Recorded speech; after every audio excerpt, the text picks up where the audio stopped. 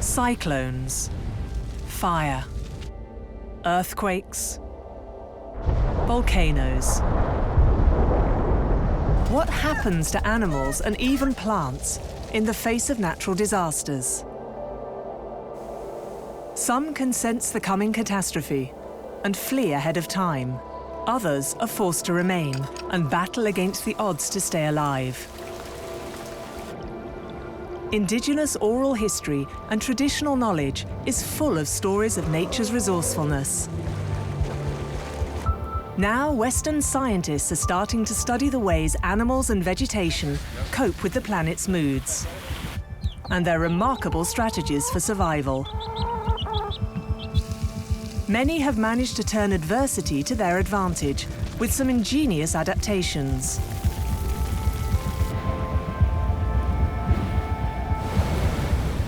Numerous animals and plants manage to survive and even thrive after catastrophic events.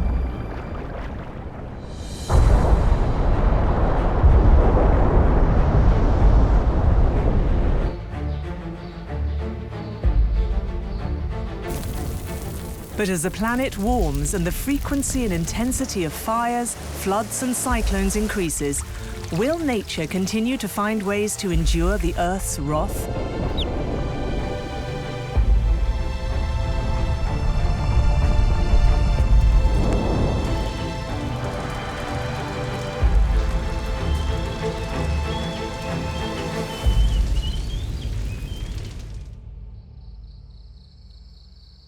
Lying in the Indian Ocean, the island of Sri Lanka is a popular tourist destination, thanks to its stunning scenery, rich marine ecosystems, and its wide range of wildlife.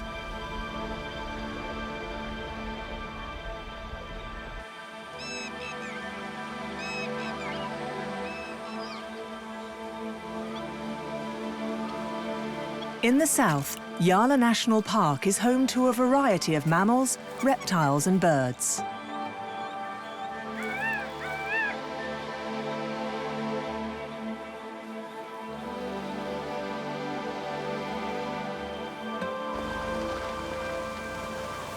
On the morning of December the 26th, 2004, tour guides like Thushara Peris had no idea of what they were about to witness. We didn't see as many animals as usual that day. Normally, between 6 a.m. and 7 a.m., we see a lot of animals. But that day, there were not many. They were scared of something, but we couldn't figure out the reason for that. The animals were aware of something no human could sense. But far away, one of the largest earthquakes ever recorded struck off the coast of Indonesia and lasted for a full 10 minutes.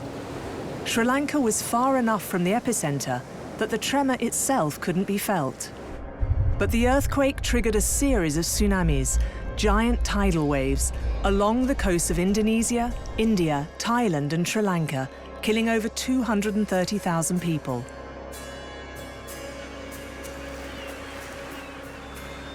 Fishermen at sea were out of the danger zone, but they too saw changes, as Himapala Leonagi discovered when he returned to his boat in the days following the tsunami.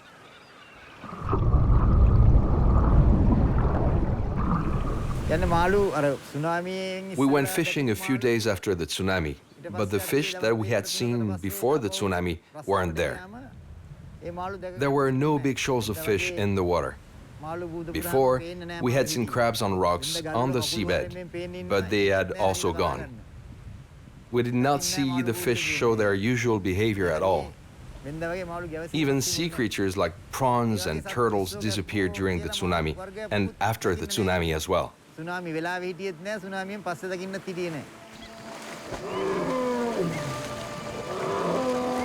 Many people in Sri Lanka believe that animals were able to sense the impending catastrophe and move out of harm's way.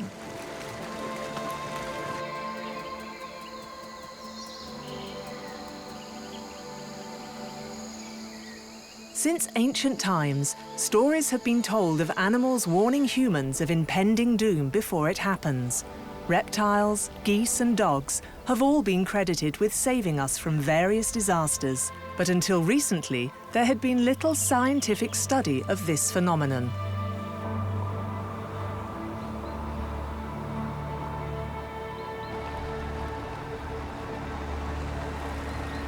Then in 2011, Dr. Martin Wikelski began studying the goats that wander the slopes of Mount Etna in Italy.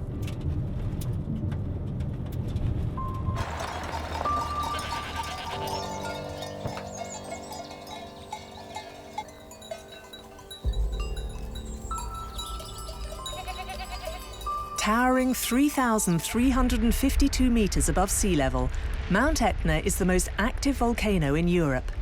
Most eruptions affect only the vicinity of the crater and pose little danger for locals and their animals.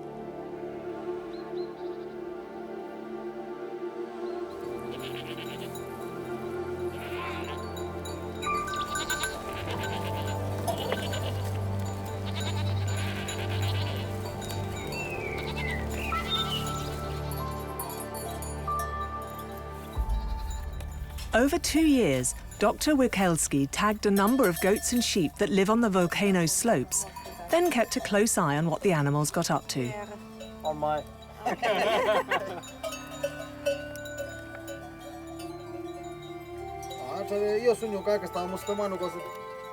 Using the data collected, he was able to see how their movements changed depending on the volcano's behavior.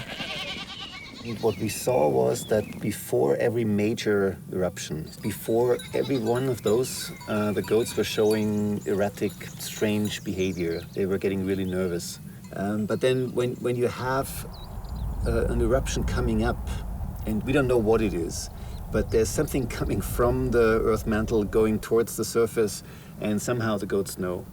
And that's really interesting because they are not in one group together. They're distributed around the mountain. And it's a very strong increase in activity. It's not just, wiggling around a little bit or walking around. No, it's a doubling or tripling of activity. And that's quite a massive difference. Dr. Wikelski knows that the goats act differently before an eruption. Next, he needs to find out how they can tell that something is about to happen. Well, the truth is, we don't know what it is that the goats experience, what they sense. But it's actually really interesting because we can now, collaborating with the volcanologists, find out where these correlations are. And then we can go out and say, well, could it be smell as the lava, as the magma comes up through the mountain? Is it more the tension in the mountain which they measure? And maybe it's something else. Maybe it's the CO2 that is influencing the plants, that is influencing the goats. But we don't know yet. Wikelski has recently returned to the slopes of Mount Etna to improve on his first experiments, thanks to sophisticated tags that allow him to track their movements in real time. So we did studies here before on the goats 6 years ago, studied them for 2 years, but only logged the data, so only wrote them in the memory of the tag. And now we have, for the first time, a real-time system, which is really exciting because now we can determine what the goats are doing when the mountain is going crazy. So from the previous data, we know that the goats are active 4 to 6 hours before a major volcanic eruption, which is really enticing. So within 10 minutes or so, we get the data from these animals and can tell whether they are going crazy or not. Having confirmed that goats make good volcanologists, Wikelski now hopes to apply his knowledge to other animals.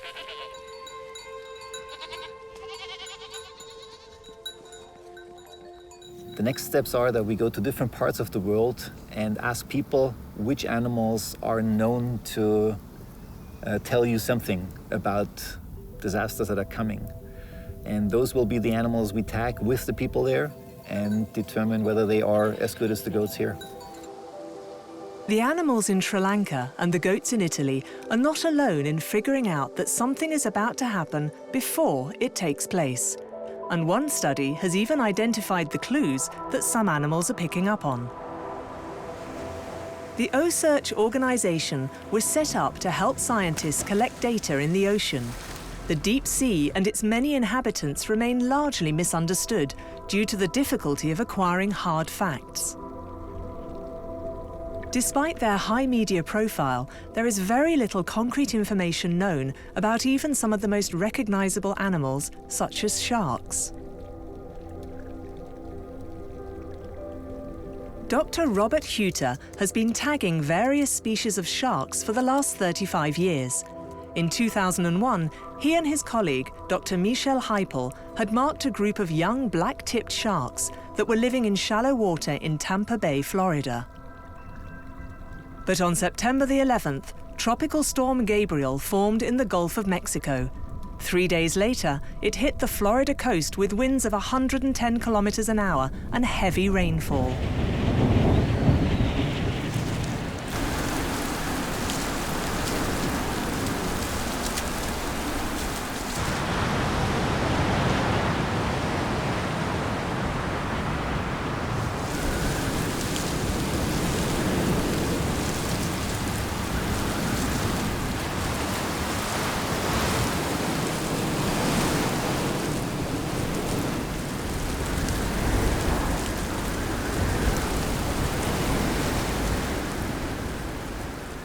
We had receivers, acoustic receivers, that were tracking the movements of about a dozen or so young sharks. When the storm approached our coast and we downloaded the data, we saw that these little sharks had left the comfort and the confines and the protection of the nursery area and had gone out somewhere offshore into lower Tampa Bay, perhaps out in the Gulf itself, where they're actually vulnerable to being eaten themselves by larger sharks. What's plotted here in the hashed area is the times when the 13 blacktip sharks left the nursery. But they began to leave with the downturn in barometric pressure and were fully gone even before barometric pressure hit its bottom point. The sharks reacted to the low pressure associated with hurricanes rather than the wind and rain. That's actually sensed in the sharks, we now know, in their ears. And yes, sharks do have ears. They have inner ears that can pick up the pressure difference that's associated with depth. Some of the animals reacted very quickly. After this happened, a few others took, an hour or so to kind of make the decision it's time to leave. 20 years after Dr. Huter's first observations, an O-Search team set off on an expedition to Nova Scotia to tag and follow the movements of great white sharks.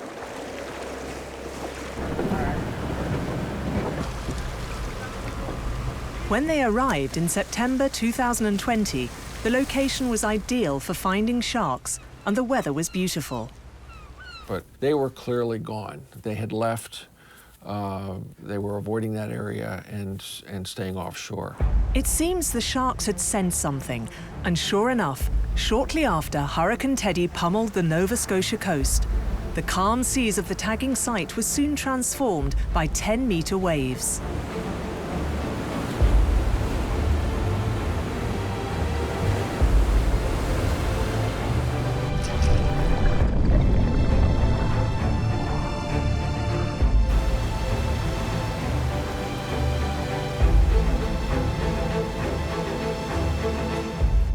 From his previous work on black-tipped sharks, Dr. Huter was able to make deductions about the great white sharks in Nova Scotia.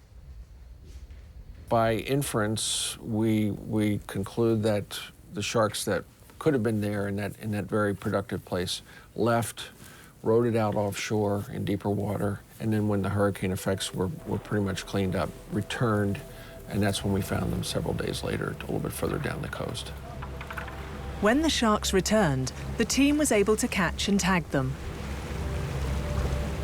Unlike goats, the shark tagging operation requires a large team of experts and a huge amount of logistics.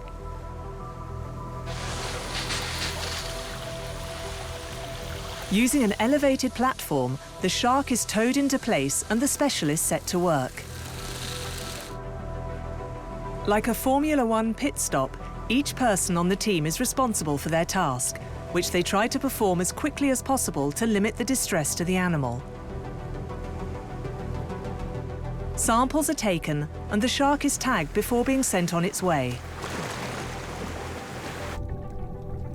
Dr. Huter and his colleagues follow 70 great whites in real time and can observe how they react to changing barometric pressure and incoming weather disturbances.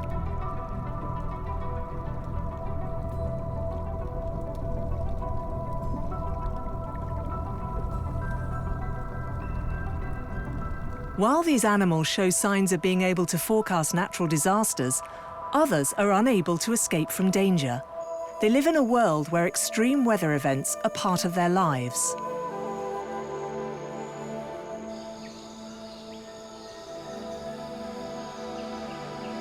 The island of Puerto Rico lies in the Caribbean Sea, 1,000 miles off the coast of the United States. It's an area of immense natural beauty with its mountains, waterfalls and forests.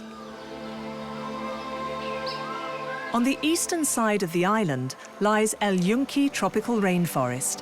This area has an average rainfall of 3 meters per year and a highly diverse ecosystem. As well as birds and mammals, the tropical forest is also home to more fragile creatures. Both in the water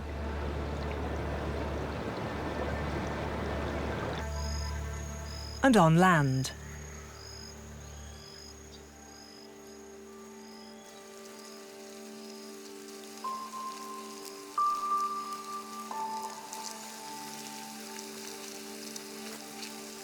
Each year, the Caribbean is hit by hurricanes arriving from the Atlantic.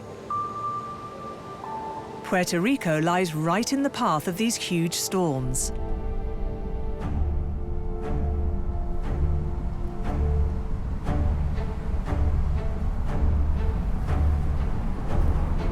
When hurricanes land, they bring huge amounts of rainfall to the island over very short periods of time.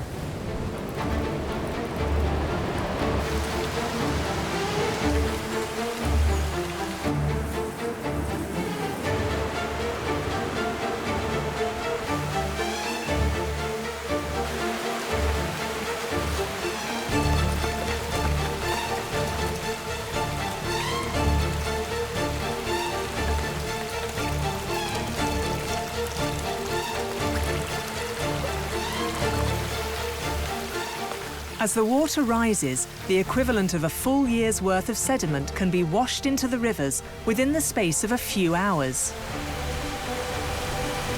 Rainfall and flooding threaten the forest's tiny inhabitants. These sudden seasonal onslaughts mean even the river's smallest residents have had to look for solutions. The shrimp cope with the rising waters by heading to find shelter or hunkering down. Some shrimp simply avoid the worst impacts of the storm by getting out of the water and walking on land. In fact, very few shrimp die during these events. Many times, they are merely relocated and can even find themselves in the midst of a hurricane-induced smorgasbord surrounded by food. Though they are small, these shrimp eat a huge amount of the plant matter and actually clear the rivers of storm debris. Without these creatures, the streams and waters of Puerto Rico would be completely overwhelmed by organic litter after storms and hurricanes. When a cyclone approaches, fire ants find themselves in a very vulnerable position, faced with rising waters and torrential rain. But they have adapted and come up with a flood drill. Forced to abandon their home, the ant version of Noah's Ark is an incredible feat of survival engineering. The worker ants literally stick together, hanging on to each other by holding tarsi, the insect equivalent of hands.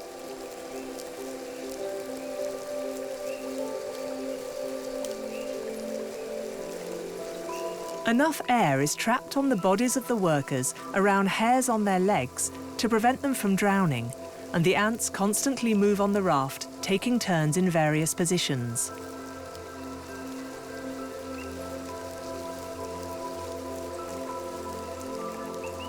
The queen and larvae are protected in the center. the driest, safest part of this nautical pancake. A fire ant raft can survive for several weeks, drifting with the currents. When the water recedes or they encounter dry land, they swarm to shore and re-establish themselves on new territory.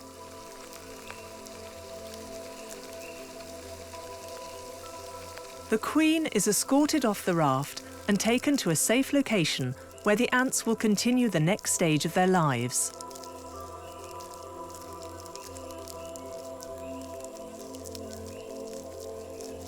The animals of Puerto Rico have found some incredible adaptations in order to survive in their stormy environment. Elsewhere, some species choose to head directly into the danger zone.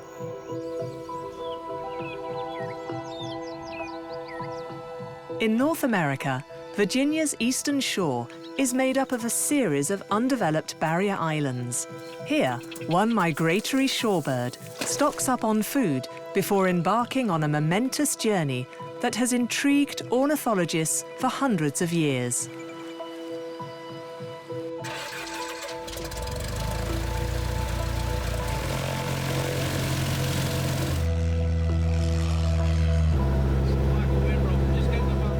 Dr. Brian Watts from the Center for Conservation Biology tracks whimbrels and studies their migration. We had the opportunity to deploy satellite transmitters on birds, and over 10 years we tracked almost 50 birds as they crossed the Atlantic and built up a data set to look at how they interacted with storms. There are two main populations of whimbrels in North America. The birds look identical and both spend the winter in Brazil. But Dr. Watts discovered that the two groups had found different solutions to the problem of hurricanes. It turns out that these two populations have different strategies of dealing with the storms. The one, Mackenzie Delta population, basically stays out over cooler water where storms don't form, and so they avoid storms. The Hudson Bay population flies directly across Hurricane Alley, but it does so in a place where there are islands that it can use as ports during a storm. And if they do encounter storms, they'll put down on those islands, wait out the storms, refuel, and then move on to the wintering grounds. The Mackenzie Delta birds take a massive detour, an epic journey covering 6,000 kilometers non-stop over open water and staying well away from the storm area. The Hudson Bay population takes a shorter route, though it's still several thousand kilometers, heading directly through the danger zone. They set off into the unknown, unable to tell if there are hurricanes approaching. But they have a number of options if they get caught up in storms.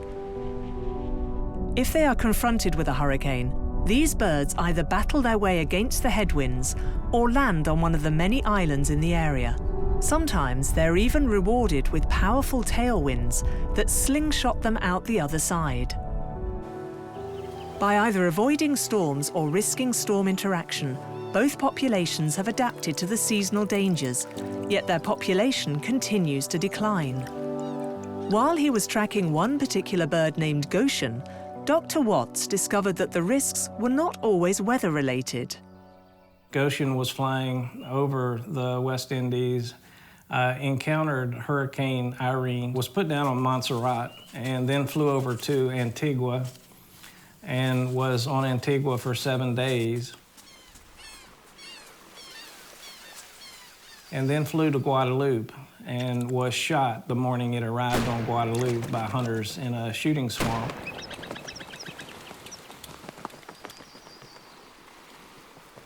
Dr. Watts believes that these birds show remarkable resilience in coping with extreme weather conditions, but it remains to be seen if they can survive once they reach dry land. Birds have an amazing ability to adapt to changing conditions, and one species of bird has actually turned a bad situation to its advantage. On the island of New Britain, in Papua New Guinea, 2 volcanoes have been erupting on and off since 1994. The local town, Rabaul, is situated directly in the crater. Many of the town's inhabitants have left to avoid the thick ash and aerial bombardment and find somewhere less geologically lively. It certainly doesn't seem like an ideal location for rearing youngsters, but when the humans left, another creature moved in, choosing this apocalyptic landscape as a nursery for its babies.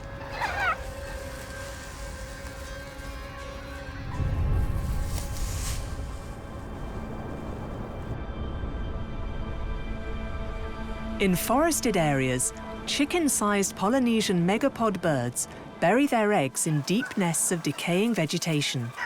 But around the crater, they lay their eggs up to 2 meters deep in volcanic ash.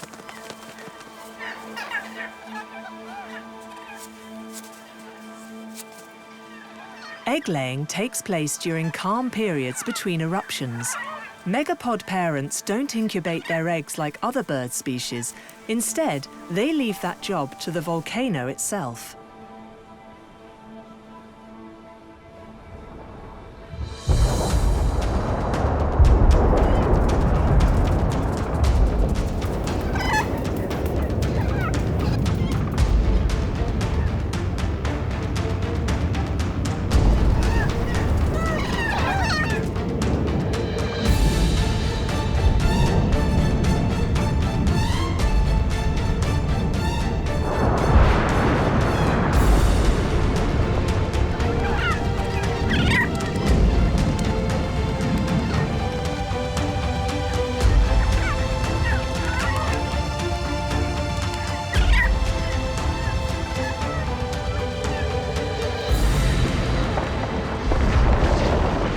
Sometimes the megapods brave the disaster zone to return and lay a second or even a third egg.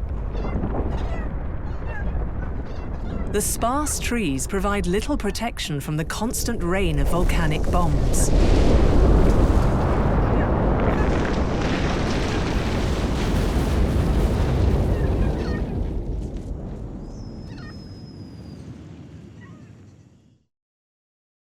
In some cases, the stress is too much, and the birds abandon their eggs before they have a chance to bury them. As usual in nature, nothing goes to waste.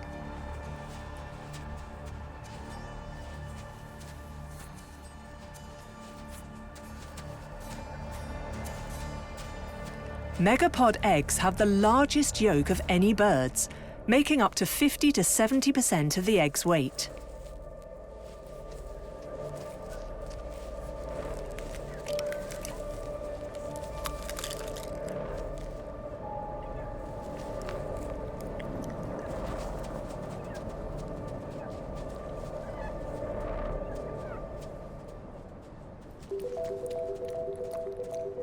Deep in the warm ash, the surviving eggs are kept at a constant temperature.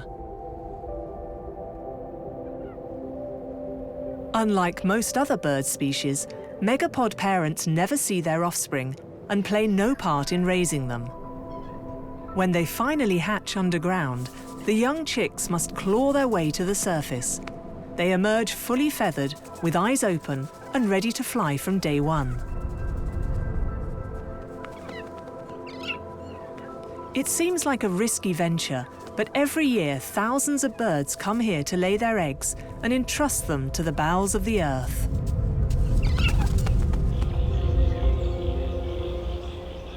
In the face of natural disasters, birds show adaptability and ingenuity. In the north of Australia, certain species of birds have learned to go even further, harnessing the elements with a skill previously thought to be unique to humans. For thousands of years, indigenous tribes in Australia's Northern Territory have managed the landscape by using controlled burns.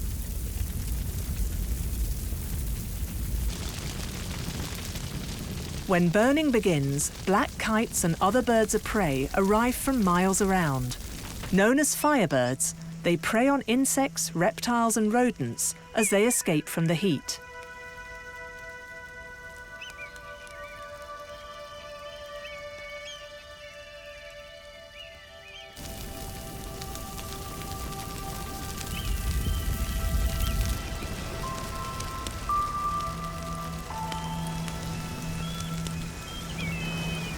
Within minutes of an area catching fire, birds appear as if from nowhere, ready to take advantage of the bounty of food. The blaze creates a feeding frenzy as small animals flee the front line of the fire. Wildlife cinematographer Mark Lamble has worked in the Northern Territory for many years. The birds would wheel around the fire and then they'd start to swoop down. Some would swoop in front of the fire and some would swoop behind the fire and pick up dead morsels on the ground of insects and little lizards and small mammals and the odd amphibian, and they would pick them up out of the air, swoop up, grab them, lift them up and then feed on them. But in several Aboriginal Dreamtime ceremonies, Indigenous tribes refer to birds flying into bushfires, picking up a burning stick and dropping it elsewhere in order to spread the fire. Mark camped out with Indigenous guides to try and capture this response on film for the first time ever.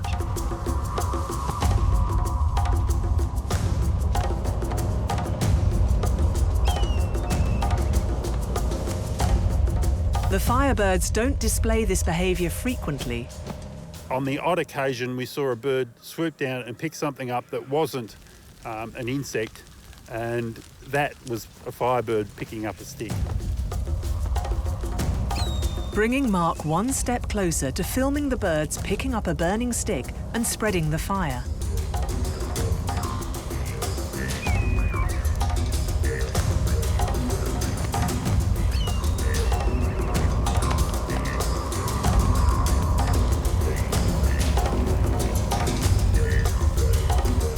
Now even skeptical Western scientists have started to take Indigenous stories seriously and believe there is compelling evidence that fire starting is not just accidental.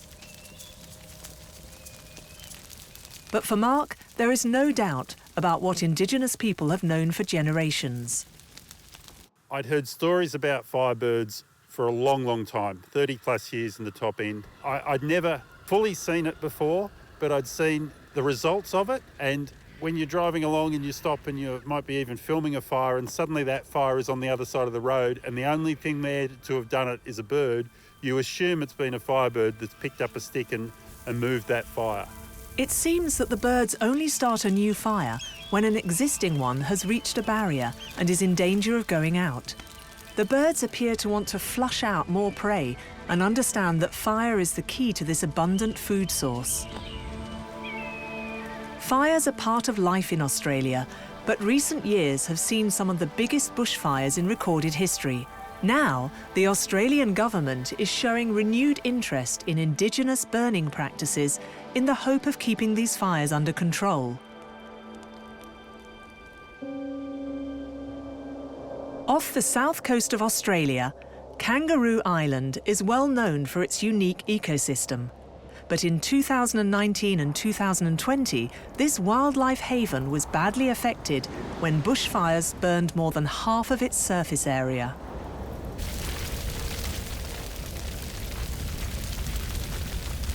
On the island and around the world, experts and laymen watch the fires spread, concerned for the future of the endemic species found here.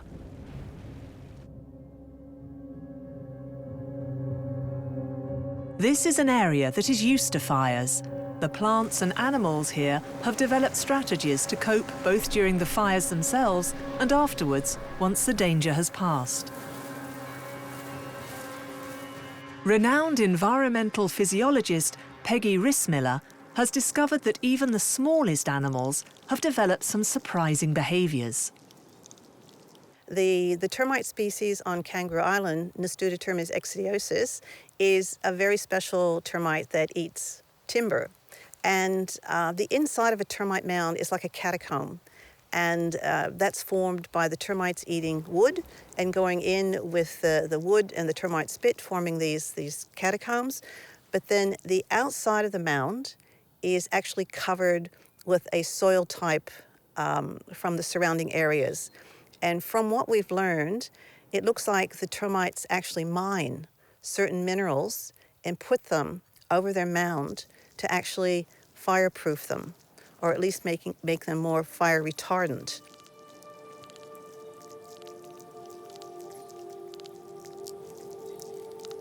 Termite mounds are not impregnable to fire. Some of them do burn, but they rarely burn all the way underground to where the queen chamber is located. After the passage of the fire, the termites get back to work, rebuilding their empire.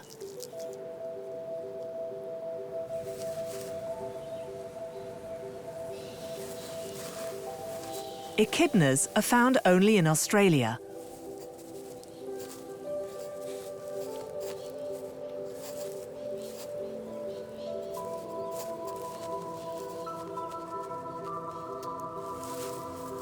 When threatened by fires, echidnas go into a type of hibernation known as torpor.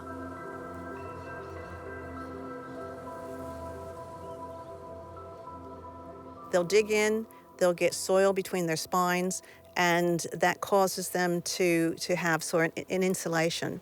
They also have the unique ability to lower their metabolism, their respiration, their heartbeat, and they can survive things like fire, even when some of their spines might get melted by the heat of the fire.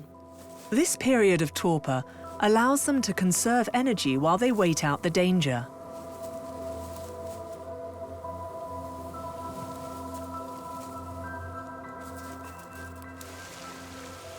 In fact, Peggy Rissmiller has discovered that the ecology of Kangaroo Island is not unique. All the species all over Australia have evolved with fire. For the most part, the species are very good at surviving fires and have their own methods for doing that. Eucalyptus trees are native to Australia and are found throughout the island. They contain an oil that is highly flammable, not ideal in an area where fires are a regular occurrence.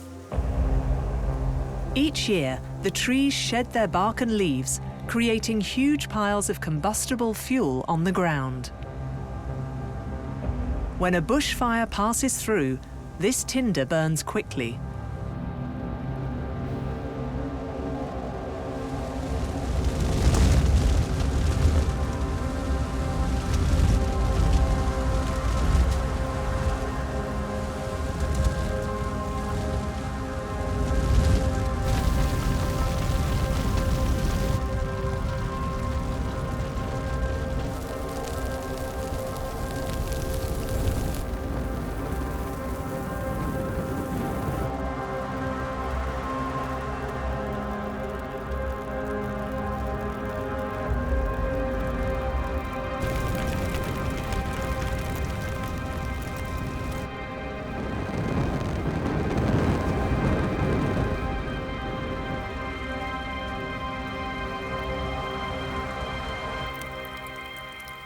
The trees may lose leaves and branches, but the fire moves rapidly, so the trunk and roots are usually spared.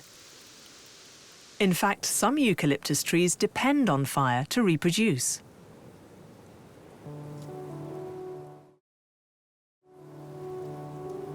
Eucalyptus seeds are contained in hard seed pods that are sealed with resin. These cones can only release their seeds when the heat of a fire has melted through this protective case.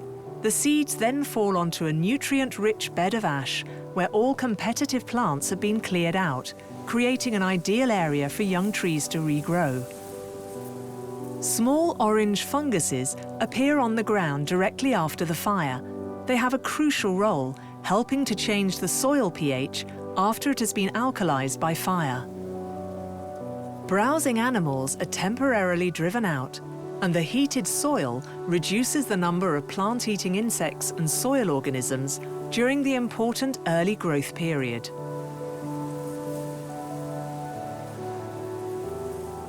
Eucalyptus trees produce new growth which sprouts directly from the base of the tree. The stress of fire causes epicormic buds to shoot directly from the tree's branches and trunk. Even if the leaves of the tree have been burnt, these buds sprout and produce new foliage, allowing it to survive.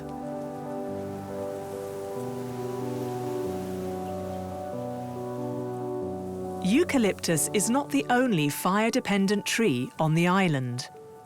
Some of the vegetation on Kangaroo Island is quite incredible because it actually needs fire in order to germinate.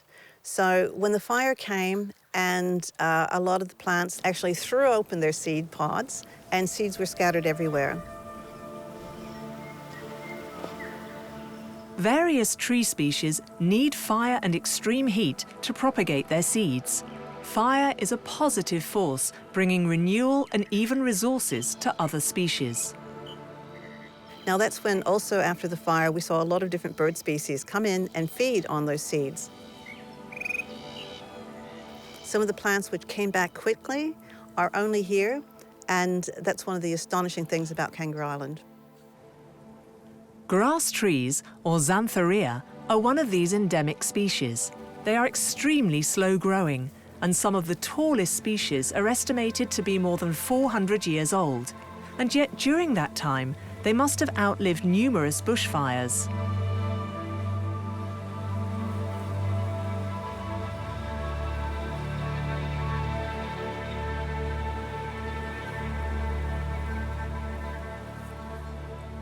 A fire may burn their leaves and blacken their trunks, but the trees usually survive. In fact, their growth point is buried underground, protected by tightly packed leaf bases, away from the inferno above. Some grass trees are even stimulated by fire to flower. So the xanthorrhea actually needs fire in order to make its beautiful flower stalks. And those flower stalks are important for food, for the nectar feeders, such as the pygmy possums and a lot of our birds. Spear-like flowers, growing up to 4 meters long, appear as a result of this outwardly destructive event. The fires seem to be catastrophic, but nature demonstrates its creativity both during the event and afterwards. We did not lose any species, and it is amazing how resilient our wildlife is when it comes to surviving fire. A period of plenty can even follow in the aftermath of a disaster, a phenomenon that is not limited to Kangaroo Island.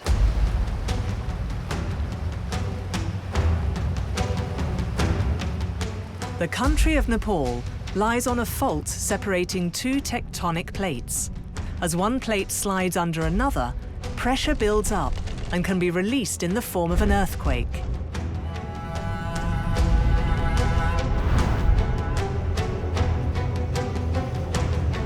Even a medium-sized quake can devastate vast areas and kill thousands.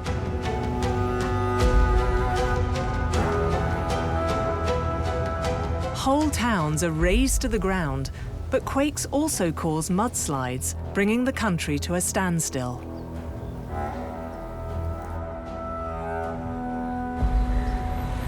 However, one part of the population takes this kind of disaster in its stride.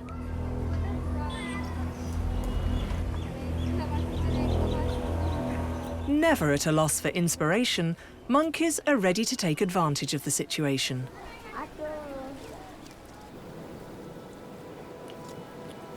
In Nepal, rhesus macaques are protected and flourish in the jungles around the city.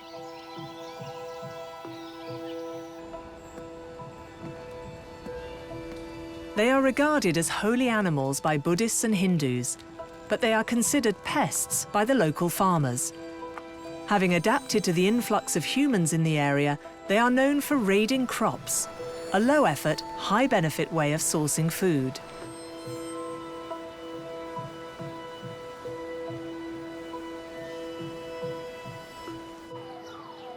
After a recent earthquake in Nepal, troops of macaques continued this behavior in urban settings, where they headed into towns and rummaged through the rubble to find food. These freeloaders don't let catastrophic quakes stand in their way. For them, the tremor has merely created a new opportunity.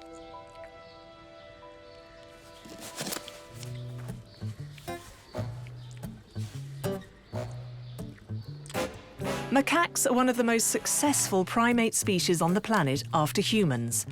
To take what they want and escape quickly, they have developed pouches in their cheeks that let them store food while they transport it so they can eat it later.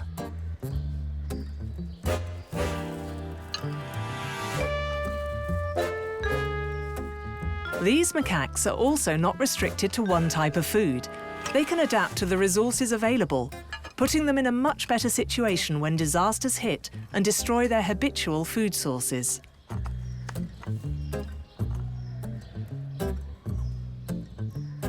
Switching food sources and the ability to store food or fat are essential for thriving after a cataclysm. Having escaped the mass extinction of its dinosaur ancestors, one common bird continues to demonstrate its ability to survive.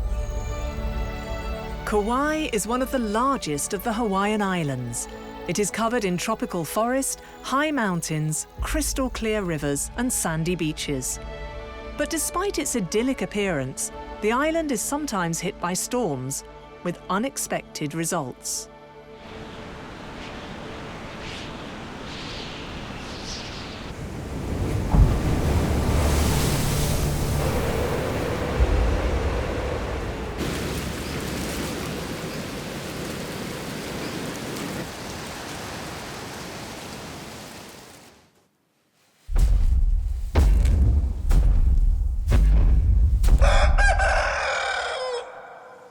In '92, at the same time they filmed that movie Jurassic Park, a hurricane came through called Aniki. And Aniki blew these chickens into the air and they wound up, you know, landing wherever and starting with new families and stuff. And before Aniki, there was no chickens around. But since that one storm in '92, it's infestation of chickens.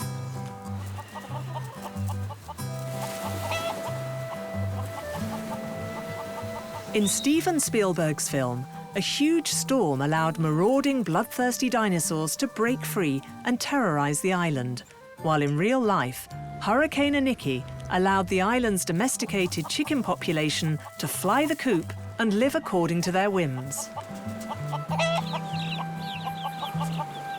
But they're not the first birds to find freedom on this island.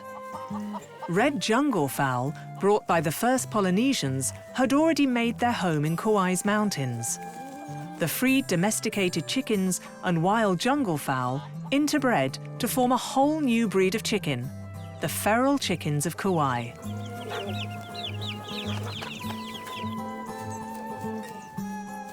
An entire population of domestic animals returning to the wild is a highly unusual occurrence. But the feral chickens have grabbed the opportunity with both feet and have adapted very quickly to the urban environment of the island. And most of the locals seem happy to share the island with their feathered neighbors.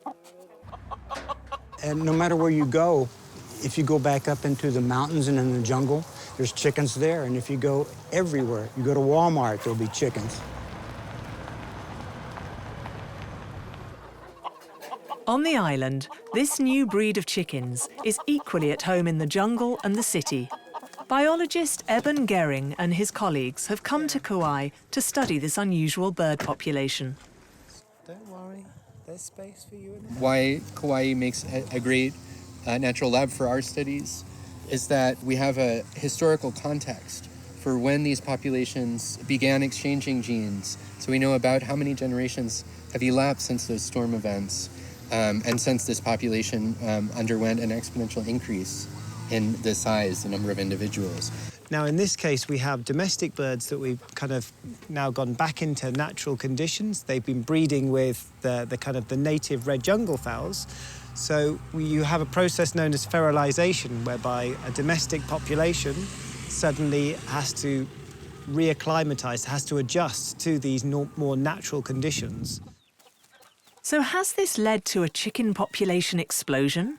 Even the experts can only guess.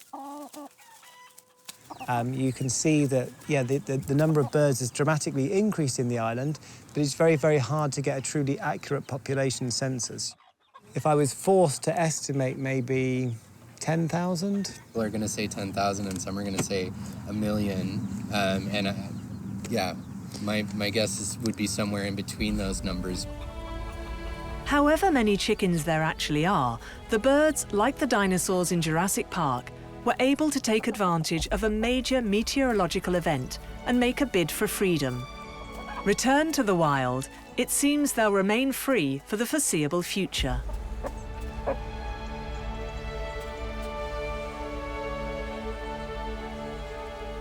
Recent years have seen a marked increase in natural disasters around the world.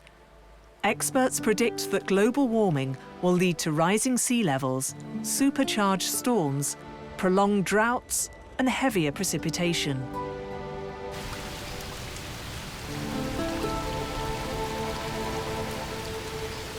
On Kangaroo Island in Australia, Peggy Rissmiller believes that increased lightning strikes will cause more fires in the island's future. How that will affect the ecosystem will be really interesting because fire is natural and fire has not devastated the ecosystems, but it has changed ecosystems. And I think with global warming and with more fires, the ecosystems will survive, and it'll be interesting to see what adaptations happen, but they'll certainly be here in the future. Life on Kangaroo Island has evolved over millions of years to cope with fires, but it remains to be seen if nature elsewhere will be able to cope with a sudden change in the climate. Certainly, humans have a lot to learn from the natural world as our planet changes.